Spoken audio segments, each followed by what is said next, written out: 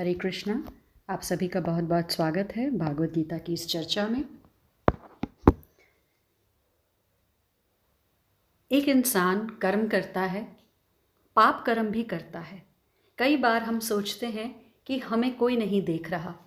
हम कहीं पीछे काले अंधेरे कमरे में योजना बनाते हैं पाप कर्म करने की, कुछ गलत करने की, और हमें लगता है कि यहाँ पर इस कमरे में मेरे अलावा कोई नहीं है और मैं इस काम को अंजाम दूंगा। तो ऐसा क्यों है? क्यों इंसान भूल जाता है? क्यों उसे लगता है कि उसे कोई नहीं देख रहा? जबकि सच्चाई तो ये है कि बेशक वो किसी अंधेरे कमरे में भी जाकर योजना क्यों ना बनाए और रात के अंधेरे में भी क्यों ना पाप कर्म करे, लेकिन कोई है जो उसकी हर गतिविधि पे नज़र बनाए हुए है। तो आज हम इस विषय पर चर्चा करेंगे और भागवत गीता में से भगवान से समझने का प्रयास करेंगे। हमने अभी तक 9वां अध्याय किया है। श्लोक संख्या आज हम 10 पे करेंगे। जैसे मैंने पहले भी कहा, कल हमने बात की, ये जो 9:4 से लेकर 9:10 तक के श्लोक हैं, ये अत्यंत महत्वपूर्ण हैं। ये अचिंत्य भेद फिलॉसफी, दर्शन के ऊपर नज़र डालते हैं। ये भागवत गीता का बेस है और अगर इस सिद्धांत को कोई समझ लेता है तो उसे, आप यकीन मानिए, भगवान से प्रेम होगा, क्योंकि उसे पता लगेगा कि भगवान कितने महान हैं और वो मेरी दुर्वासनाओं की पूर्ति के लिए भी कैसे इतनी फैसिलिटी बना रहे हैं और मैं भगवान की तरफ मुड़कर भी नहीं देख रहा। वो मेरे हृदय में मेरे साथ बैठे हैं परमात्मा बन के। तो कुछ इस तरह भागवत गीता में आज हम देखते हैं भगवान क्या खुलासा कर रहे हैं। देखिए, भगवान बता रहे हैं कि उनकी ही शक्ति से ये प्रकृति जो है उसमें चर अचर, जो जड़ हैं, चेतन हैं, रची जाती है ये सृष्टि। अब हम इसे ऐसे समझ लेते हैं कि जैसे हमने बर्फ़ जमानी है, हीटर चलाना है, या रेलगाड़ी चलती है, या लिफ्ट उतरती चलती है, या फिर हम जैसे आजकल मेल भेजते हैं, या हम अलग अलग देशों में बैठकर वही चलचित्र, वही टीवी के कार्यक्रम हम सब देख रहे हैं, नाटक देख रहे हैं। और अगर हमने एक्सरे करवाना है, अल्ट्रासाउंड करवाना है, या हमने बहुत थोड़े समय में कोई कैलकुलेशन करनी है, हिसाब किताब लगाना है, कहने का मतलब है कि हम अलग अलग यंत्र इस्तेमाल करते हैं, लेकिन इन सभी यंत्रों को चलाने के लिए शक्ति कौन सी इस्तेमाल होती है? बिजली की। क्योंकि ये यंत्र, बेशक एक्सरे मशीन हो, अल्ट्रासाउंड हो, लैपटॉप हो, कंप्यूटर हो, हीटर हो, फ्रिज हो, रेलगाड़ी हो, लिफ्ट हो, ये अपने आप में कुछ नहीं है, क्योंकि ये यंत्र हैं, ये जड़ हैं। तो इन यंत्रों में तो कोई सामर्थ्य है नहीं, लेकिन बिजली जब इनमें से निकलती है तो क्या होता है? शक्ति आती है। तो वो शक्ति जो है वो बिजली की है। बिजली की शक्ति के बिना ये यंत्र स्वयं काम नहीं कर सकते। ऐसे ही अब हम समझने का प्रयास करते हैं कि संसार में जो कुछ परिवर्तन हो रहा है, ये जो अनंत ब्रह्मांडों का सृजन हो रहा है, पालन हो रहा है, संहार हो रहा है, स्वर्ग आदि लोक, ब्रह्म आदि लोक में, नरक में पुण्य पाप के फल का जो हम भुगतान कर रहे हैं, अलग अलग परिस्थितियाँ, अलग अलग घटनाएं, अलग अलग तरह की आकृतियाँ, योनियाँ, ये जो कुछ हो रहा है, आप समझ सकते हैं कि ये जो सब कुछ प्रकृति के द्वारा हो रहा है।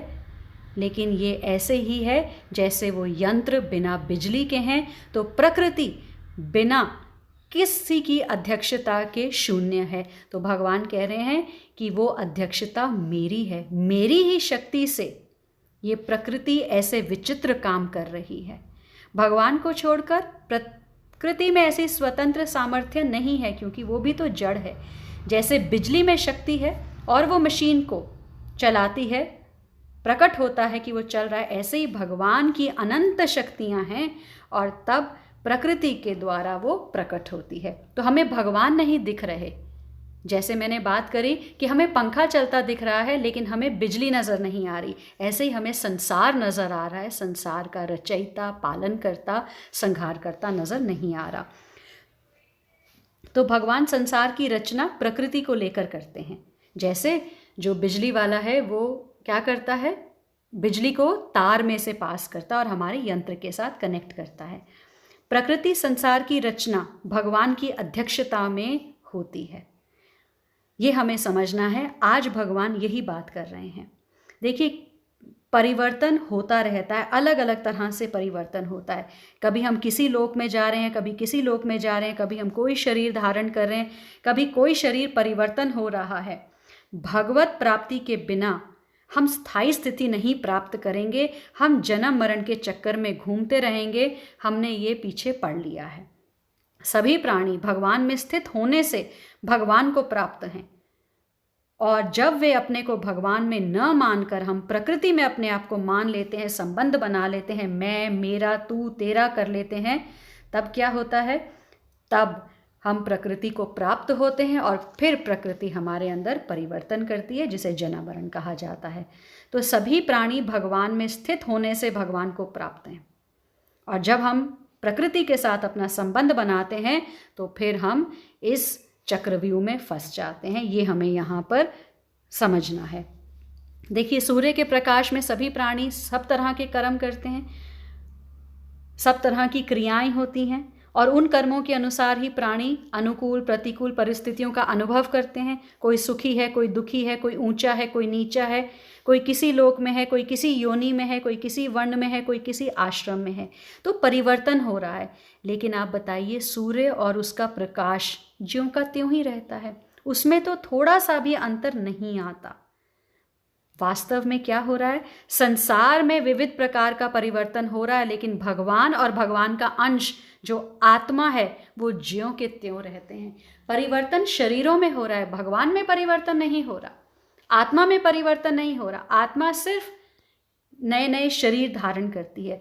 तो हमें समझना है कि भगवान की शक्ति पाकर ही प्रकृति चर अचर सहित संपूर्ण प्राणियों की रचना करती है, और जीव प्रकृति के अधीन होकर जन्म मरण के चक्कर में घूमता है।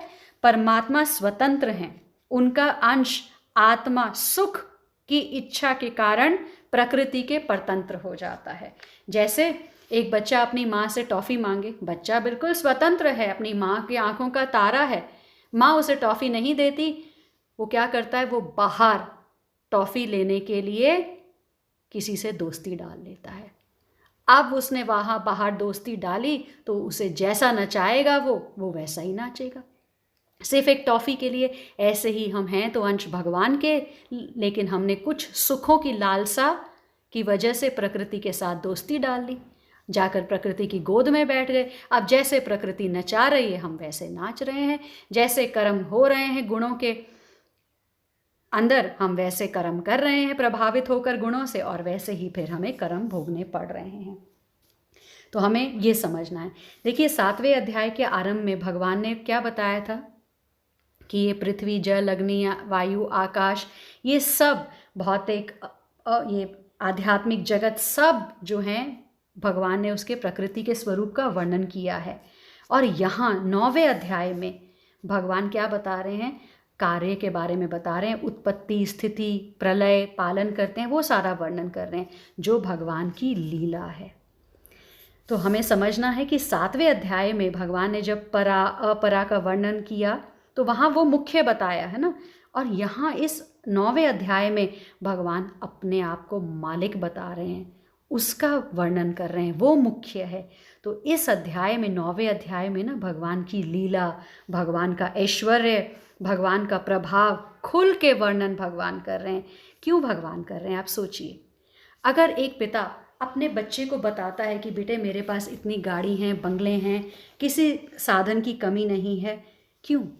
ताकि वो अपने बच्चे का कॉन्फिडेंस जीत सके कि उसे बाहर देखने की ज़रूरत नहीं है।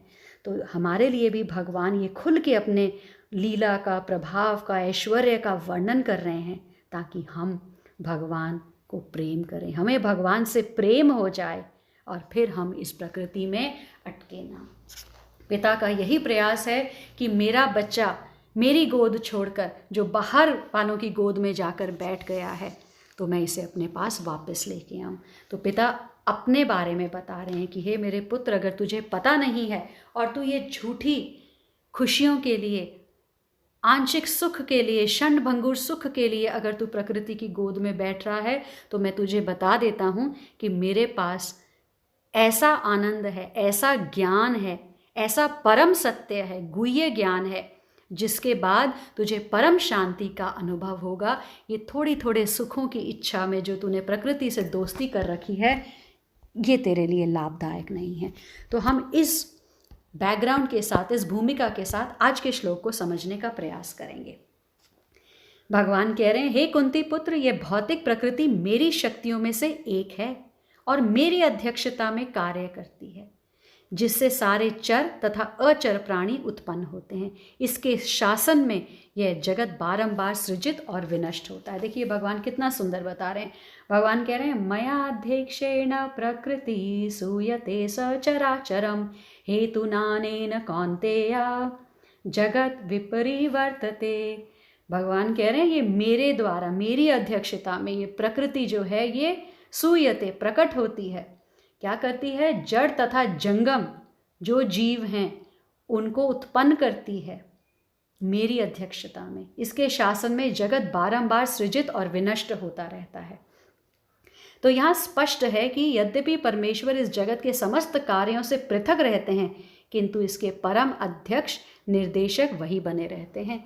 बेशक देखिए, कोई डायरेक्टर कंपनी का अपने ऑफिस में ही रहता हो, कंपनी के कमरों में, कंपनी के लेबोरेटरी में नहीं भी जाता हो, अपने घर में भी बैठा है, लेकिन कंपनी उसी की अध्यक्षता में चल रही है। तो ये संसार हमें बेशक नज़र ना भी आ रहे हैं भगवान, क्योंकि भगवान ने कहा अव्यक्त मूर्ति ना, तो उस रूप से ये संसार चल रहा है। जैसे आकाश में वायु है, ऐसे ही सभी जीवात्माएं मेरे में ही स्थित हैं। तो कहने का मतलब है कि भगवान की निर्देशन में ही चल रहा है। अब जैसे मैंने आपको कहा कि हम काले अंधेरे कमरे में भी क्यों ना पाप की योजना बना लें, और क्यों ना हम बिल्कुल गहन रात्रि में जब सब सो गए हों हम उस पाप को अंजाम दें, तब भी हमें भगवान देख रहे हैं। देखिए, जैसे हमने कल के श्लोक में देखा ना, भगवान उदासीन की भांति इन सारे भौतिक कर्मों से सदैव विरक्त रहते हैं। तो कुछ लोग मानते हैं कि अरे भगवान ने सृष्टि की रचना कर दी और वो इसमें अब इंटरेस्ट नहीं लेते, तो हम जो चाहें वो अपनी मनमर्जी कर सकते हैं। भागवत गीता इसलिए बहुत ज़रूरी है। देखिए, क्राइम बढ़ रहा है ना, तो क्या हमें पुलिस फोर्स बढ़ानी चाहिए या कुछ और है जो हम कर सकते हैं ताकि ये पापमय दुष्कर्म, ये ऐसी समाज में घिनौनी हरकतें ना हो? तो क्या ये पुलिस फोर्स बढ़ाना, सिक्योरिटी बढ़ाने से क्या ये चीज़ें घट जाएंगी, या इसे एक बहुत पर्सनल 1-to-1 लेवल पे, बहुत प्राइमरी, बहुत ग्रास रूट लेवल पे कुछ सोचने करने की ज़रूरत है? क्या स्कूल, क्या घर का वातावरण इसमें कोई भी रोल प्ले करता है? क्योंकि हमें जब ये समझ में आएगी तभी हम, कहते हैं ना, जब प्रॉब्लम समझ में आएगी तभी हम सल्यूशन उसका निकाल सकते हैं। ऐसी धारणा बना लेना कि कोई हमें देख नहीं रहा, अगर हम ऐसी धारणा बना लेंगे तो फिर हम पाप करेंगे। और अगर हमें ये समझ में आ जाए कि मेरे हर कर्म का कोई साक्षी है, मुझे हर पल मैं किसी के सीसीटीवी कैमरा में मेरी हर गतिविधि रिकॉर्ड हो रही है, तो फिर वो बहुत सचेत रहेगा। तो कहने का मतलब है कि सचेत होने के लिए हमें ये जानना ज़रूरी है कि कोई हमें देख रहा है। अब वो हमें कौन देख रहा है? भागवत गीता में इसी का सारा ज्ञान भगवान दे रहे हैं। पहले तो भगवान ने आज ही जो हम पढ़ रहे हैं 9-10 में बता दिया, मेरी अध्यक्षता में ये प्रकृति बहुत ही अच्छी तरह से चर अचर प्राणी उत्पन्न कर रही है। इसके शासन में जगत बारंबार सृजित और विनष्ट होता है। तो मेरी अध्यक्षता में हो रहा है, आप ये मत सोचिए कोई डायरेक्टर नहीं है।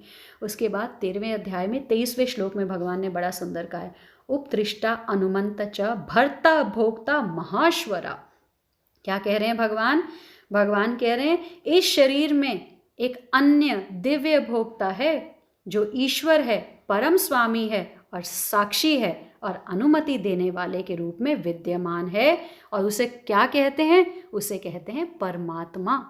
अब आप ये देखिए कि जब हम पाप करते हैं ना, और ऐसी धारणा बना रखी है कि मुझे किसने देखा, तो जब हम भागवत गीता का ज्ञान बच्चों को घर में, स्कूल में, कॉलेज में देंगे ना, तो बच्चों को ये समझ आएगा, नवयुवकों को समझ में आएगा कि मुझे हर क्षण कोई देख रहा है और वो कौन है? वो ईश्वर है, वो परम स्वामी है, वो साक्षी है, वो अनुमति देने वाला है, और वो परमात्मा कहलाता है, और वो मेरे हृदय में विराजमान है। इसीलिए भगवान की वाणी की जब हम शिक्षा बच्चों को, युवकों को देंगे, तो वो फिर क्या करेंगे? सचेत रहेंगे, केयरफुल रहेंगे। जैसे अभी इस कोरोना महामारी की सारा ज्ञान, सारी हमें सूचना टीवी के माध्यम से, सोशल मीडिया के माध्यम से मिल रही है, हम सब सचेत हैं। सचेत हैं तो बीमारी से बचे हुए हैं।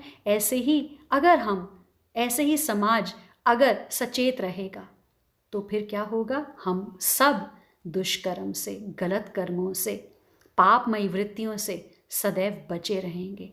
कर्मों को हमेशा ध्यान से करेंगे। जैसे हमने कल बात की है कि शरीर तो देखिए साथ नहीं जाना, परिवार संबंधी कोई भी साथ नहीं जाएगा, है ना? क्या जाएगा?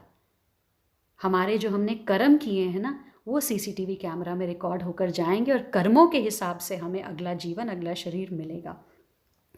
तो जब भी हम कर्म करें तो कोई संबंध ना बनाएं, अटैच ना हो जाएं वहाँ पर। बहुत ही एक ड्यूटीफुली हम अपना कर्म करें, कर्म को यज्ञ की तरह करें, भगवान की प्रसन्नता के लिए करें। जब हमें पता लग जाएगा कि जो कर्म करना है वो भगवान की प्रसन्नता के लिए करना है, तो आप बताइए, क्या आप कोई ऐसा गलत कार्य करेंगे? अब आप सचेत हैं कि मेरा हर कर्म जो है वो परमात्मा के लिए है, तो अपने आप बुराई का अंत हो जाएगा। कहने का मतलब, जागरूकता समाज में बढ़ाने के लिए भागवत गीता अध्ययन बहुत ज़रूरी है। तो भागवत गीता अध्ययन कब करें? जब पढ़ाई वढ़ाई सब हम फ्री हो जाएंगे 50 साल की उम्र में, तब पता नहीं आंखें चले ना चलें। तो इसीलिए जब हम छोटे बच्चों को ही ABCD सिखाते हैं ना, तो उसी समय उनको भागवत गीता का भी ज्ञान देना है। यज्ञार्थ कर्मणा अन्यत्र लोका अयम कर्म बंध तदर्थम कर्म कौन्तेय मुत्संग समाचर। तो श्री विष्णु के लिए यज्ञ रूप में कर्म करना चाहिए, नहीं तो कर्म हमें इस भौतिक जगत में बांध देंगे। तो देखिए, ऐसी शिक्षाएं जब हम शुरू से बच्चों को भी देंगे तो उन्हें समझ में आ जाएगा। कहने का तात्पर्य है कि देखिए, जब किसी और की चीज़ होती है, आप किराए के घर में रहते हैं, तो आप क्या करते हैं? आप वहाँ पर बहुत ज़्यादा संबंध नहीं बनाते, आप वहाँ बहुत ज़्यादा अटैचमेंट नहीं करते। जब आपने हवाई जहाज़ की टिकट खरीदी है, और वो कितना ही लग्जूरियस क्यों ना हो, बिजनेस क्लास ही क्यों ना हो, लेकिन जब आपका गंतव्य आएगा तो आप सीट से बिछुड़ने के गम में रोते नहीं हैं, उसे पकड़ पकड़ कर नहीं कहते हाय मुझसे छूटेगा नहीं, मैंने तो इसके साथ संबंध बना लिया है, प्रेम हो गया। नहीं, आपको पहले से ही पता है कि इतनी टिकट में ये सफ़र करके मुझे उतरना है। तो संबंध बनाने से ही सुख दुख, मान अपमान, लाभ हानि, ऐसे द्वंद्व प्रकट होते हैं। तो हम अपना कर्म कोई नहीं छोड़ेंगे, क्योंकि भगवान ने तो कहा है कि मेरे स्मरण में युद्ध करो। आज भी भगवान बता रहे हैं, मेरी अध्यक्षता में ये प्रकृति चल रही है। तो सचेत होने की ज़रूरत है हमें। और सिर्फ भगवान अंदर ही नहीं बैठे, भगवान की शक्तियाँ बाहर से भी हम पर नज़र लगाए बैठी हैं। देखिए, अगर दिन के समय है तो सूर्य है, चंद्रमा है, रात के समय दिशाएं हैं, है ना, उत्तर दक्षिण पूरब पश्चिम, सभी दिशाएं हैं। ये सभी साक्षी हैं हमारे हर कर्म की। बेशक हम वो छुपते छुपाते करें, हमें लगता है कि हम इस घर में चोरी कर रहे हैं तो मुंह पे रुमाल बांध लेंगे तो हमारा चेहरा आएगा नहीं, हमें कोई पहचानेगा नहीं। तो इस भौतिक जगत का कैमरा आपको मिस कर सकता है, लेकिन उस आध्यात्मिक जगत का कैमरा मिस नहीं कर सकता। और वो कैमरा बाहर भी लगे हैं और वो कैमरे अंदर भी लगा है। अंदर तो परमात्मा 13:23 में खुद ही बता रहे हैं कि वो दिव्य भोक्ता, वो ईश्वर, वो परम स्वामी, वो साक्षी, अनुमति देने वाले के रूप में मैं विद्यमान हूँ। क्योंकि भगवान अनुमति क्यों दे रहे हैं? क्योंकि हमारी इच्छा पर उन्होंने प्रतिबंध नहीं लगाया। आपको इच्छा करने की स्वतंत्रता दी है और इसलिए हम गलत कर्म करते हैं। तो स्वतंत्रता देना भगवान ने बहुत हमारे को दी है, बहुत अच्छा है, हम भी अपने बच्चों को देते हैं। लेकिन जब हम मिसयूज़ करते हैं तो हम फंसते हैं। इसी तरह से मिसयूज़ कब नहीं करेंगे? जब हम भागवत गीता का ज्ञान बहुत ही छोटे लेवल से शुरू करें, बच्चों से शुरू करें, जड़ से शुरू करें। जब बच्चों की चेतना विकसित हो रही है, ऐसी प्रवृत्ति बढ़ रही है। नहीं तो हम देख रहे हैं साइबर क्राइम, छोटे छोटे बच्चे हैं, किस तरह की मानसिकता है। क्योंकि अभी लॉकडाउन है, वो क्या क्या नहीं देख रहे। इतना कुछ वो देख रहे हैं और देखने के बाद वो उस पर चिंतन करते हैं, और जब इतना चिंतन कर लेते हैं अब उनका मन करता है कि इसे क्रिया में उतारा जाए। तो आप सोचिए क्या उम्र है बच्चों की, ब्रह्मचर्य की उम्र में नष्ट कर लिया उन्होंने ब्रह्मचर्य, मानसिक भी और शारीरिक भी। और नुकसान कौन भुगतेगा? कौन भुगतेगा? वही बच्चे, और वो हमारा यूथ, हमारा कल है। तो हम आज ही अपने कल को खराब कर रहे हैं। सिर्फ और सिर्फ भौतिकता में बच्चों को हमने धकेल दिया है। आध्यात्मिक ज्ञान बहुत ज़रूरी है, आध्यात्मिक शिक्षा बहुत ज़रूरी है। तो यहाँ हमें समझना है कि इस भौतिक जगत के जो आधार भूमि स्वरूप हैं वो परम परमेश्वर भगवान हैं, और उनकी इच्छा के बिना कुछ नहीं होता। सभी व्यवस्था प्रकृति द्वारा की जाती है भगवान की इच्छा से। भगवद गीता में कृष्ण क्या कहते हैं? मैं विभिन्न योनियों और रूपों वाले जीवों का पिता हूँ। आप कहें कि इंद्र और आप कहें कि एक कीट, छोटे से छोटा कीट भी भगवान की नियंत्रण में है। जिस तरह पिता बालक उत्पन्न करने के लिए माता के गर्भ में वीर्य स्थापित करता है, उसी प्रकार परमेश्वर अपनी चितवन मात्र से प्रकृति के गर्भ में जीवों को प्रविष्ट करते हैं, और वे अपनी अंतिम इच्छाओं तथा कर्मों के अनुसार विभिन्न रूपों तथा योनियों में प्रकट होते हैं। देखिए, जो अंतिम इच्छा और जो अंतिम कर्मों के साथ हमारी मृत्यु होती है, उसी के अनुसार हमें विभिन्न रूप और विभिन्न योनियां मिलती हैं प्रकृति की गर्भ में। हमने बात करी थी गर्भोदक्षाई विष्णु, वो गर्भ में उतरते हैं, वहाँ ब्रह्मा जी का सृजन होता है उनकी नाभि से, और वही गर्भ में ये सारी योनियां प्रकट होती हैं, क्योंकि ब्रह्मा जी सृजन करते हैं। तो भगवान की इच्छा से ये सब सृजन हो रहा है। तो इस तरह प्रकृति क्रियाशील हो उठती है और तुरंत ही सारी वस्तुएं उत्पन्न हो जाती हैं। चूंकि वे प्रकृति पर दृष्टिपात करते हैं, इसलिए परमेश्वर की ओर से तो निस्संदेह क्रिया होती है, किंतु भौतिक जगत के प्राकट्य से उन्हें कुछ लेना देना नहीं रहता। देखिए, हम क्या करते हैं? कर्ता अहमिति मन्यते, हम मानते हैं कि हम करता हैं। और भगवान को देखिए, उनका कर्ता भाव में कोई भी आसक्ति नहीं है। कल हमने बात की थी ना कि भगवान आसक्ति का निषेध कर रहे हैं, है ना, कि आसक्ति नहीं डालनी किसी संबंध में। जैसे उस ट्रेन की सीट पे, उस हवाई जहाज़ की सीट पर, उस किराए के घर में हम आसक्ति तो नहीं करते। हमें पता है 11 महीने का कॉन्ट्रैक्ट है, हमें छोड़ना है। तो इस शरीर के साथ इतनी आसक्ति क्यों? इसके संबंधों की आसक्ति क्यों? आपको क्या पता नहीं कि जिसने जन्म लिया उसकी मृत्यु भी होगी? लेकिन ये 10 साल, 20 साल, 70 साल का जो भी जीवन हमें मिला है, उसमें संबंधों में इतनी आसक्ति हमने डाल ली कि फिर छूटना ही मुश्किल हो रहा है, और भगवान को ही भुला दिया। तो भगवान ने पिछले श्लोक में आसक्ति का निषेध, और अब भगवान कर्तृत्व अभिमान का निषेध करते हैं। कर रहे हैं सब कन्हैया, लेकिन वो क्रेडिट नहीं ले रहे। वो क्रेडिट अर्जुन को दे रहे हैं कि अर्जुन तुम निमित्त मात्र बनो। तो हम क्या करते हैं? कर्ता अहमिति मन्यते, अहंकार विमूढ़ आत्मा। क्योंकि हम अहंकारी हैं, हम विमूढ़ आत्मा हैं, हम मूर्ख हैं, और हम क्या करते हैं? कर्ता अहम, मैंने किया, इति मन्यते, ये हमारा मानना है कि ये जो इतना बड़ा बिजनेस बनाया मैंने बनाया। तो फिर आप आज कहिए ना, ये वैश्विक महामारी जो है वो आपने बनाई है। लेकिन नहीं, तब हम कहेंगे हे भगवान किस कर्म की सज़ा दे रहे हो। तो जो अच्छा हो रहा है वो मैं कर रहा हूँ, और जो सब बुरा है वो भगवान कर रहे हैं। भगवान ना अच्छा करते हैं ना बुरा करते हैं। भगवान कह रहे हैं कि मैं अनुमंता हूँ, मैं साक्षी हूँ। तुम गलत कार्य की अनुमति मांगते हो, मैंने सृष्टि की रचना वैसे ही की हुई है, जाओ अपनी इच्छा पूरी कर लो। लेकिन उस इच्छा को पूरी करने में जो कर्म करोगे उसका फल भुगतान करना पड़ेगा। वहाँ तुम्हारा कोई अधिकार नहीं है। कर्मों की मैंने तुम्हें पूरी छूट दी है, जाओ कर लो अपनी वासनाओं की पूर्ति। तो भागवत गीता हमें समझनी है। कर्ता अहमिति मन्यते, भगवान यहाँ सब कुछ करके भी कर्ता भाव में नहीं फंस रहे। सब कुछ भगवान कारण स्वरूप हैं, और भगवान तब भी आसक्ति का निषेध कर रहे हैं। कह रहे हैं उदासीनवत, मैं बिल्कुल परे निर्लेप रहता हूँ इतनी सृष्टि की रचना करके भी, और हम कुछ भी नहीं करते, और फिर भी इतना अभिमान है। सब कुछ उधार ले रखा है इस प्रकृति से। तो हमें समझना है इसको।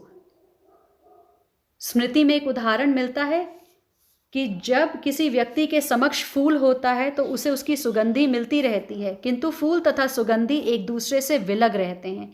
ऐसा ही संबंध भौतिक जगत तथा भगवान के बीच में है।